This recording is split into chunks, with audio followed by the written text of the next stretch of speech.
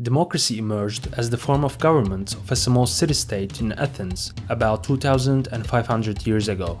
Today, we consider it one of humanity's most important values that must be protected without question as a common-sense requirement. So much so that democracy must be brought to distant lands where it does not exist, by force if necessary. Of course, in exchange for the fuel that would be spent to deliver this service. Anyway, that is irrelevant nowadays. More importantly, what should we do when democracy puts the fate of our own country into the hands of a racist and incompetent liar? How could such an ideal system fail like this? How did we end up here? What the hell is wrong with democracy?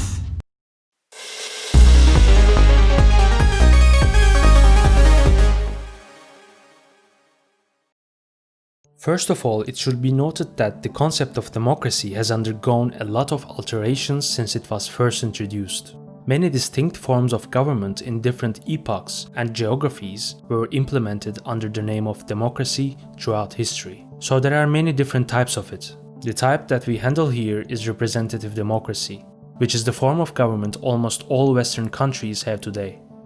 The idea of representative democracy was born from the belief that direct participation in governing would not be possible in developed complex societies with large populations. So, individuals entrust their political power to the representatives they elect for local and national administration. Decisions reflecting the nation's sovereignty as a whole are taken in the parliament consisting of these representatives.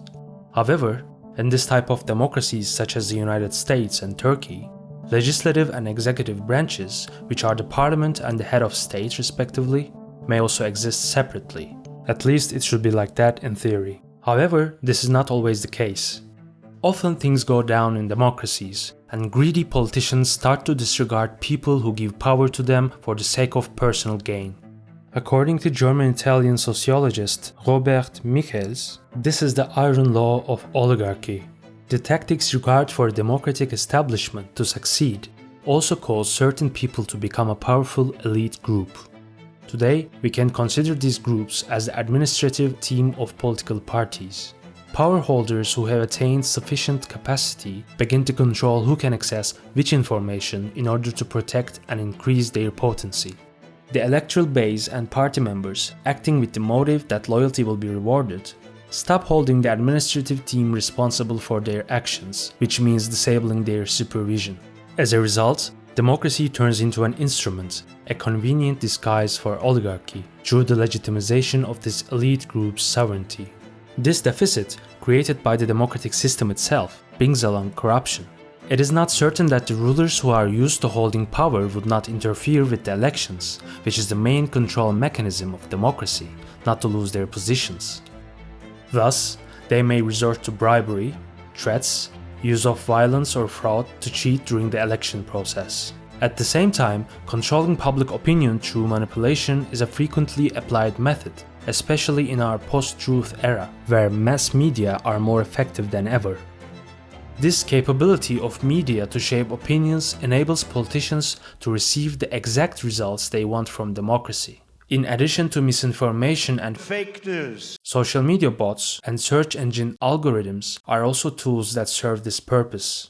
In fact, today's election campaigns are about shaping the public's perception of rival politicians and certain social issues rather than persuading the public to make a fair decision. Well, do all guilt belong to the rulers? Do the voters who give the rulers the right of their representation have no responsibility at all? It must be accepted that people with insufficient political and legal knowledge cannot use their democratic rights in a prudent manner. It is common to vote for personal interest in the short term rather than for everyone's benefit in the long run.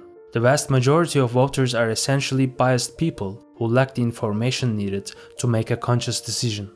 In the end, the rational voter argument democracy relies on is just a myth. On the other hand, to take advantage of this irrationality, politicians focus on public relations that deliberately lack ideological foundations that may increase people's political knowledge. It brings to mind the famous warning Socrates made thousands of years ago. Democratic practices in societies consisting of irresponsible and uneducated mass lead to the emergence of populist governments. Another unfavorable probability is addressed in the median-voter theorem. According to this theorem, democracy is designed to serve the desires of the middle class, which constitutes the larger part of society while ignoring culturally, economically, or politically marginalized groups. So democratic countries are condemned to centrist policies in which the needs of these marginalized minorities are disregarded. It shows that the will of the majority, however democratic, cannot be compatible with the interest of all individuals in society. Even though democracy seems to be the ideal form of government today, it is actually in a serious crisis that we observe more and more every day in practice due to all these defects. Who knows, maybe our political paradigms need a radical change. In what direction do you think democracy will evolve?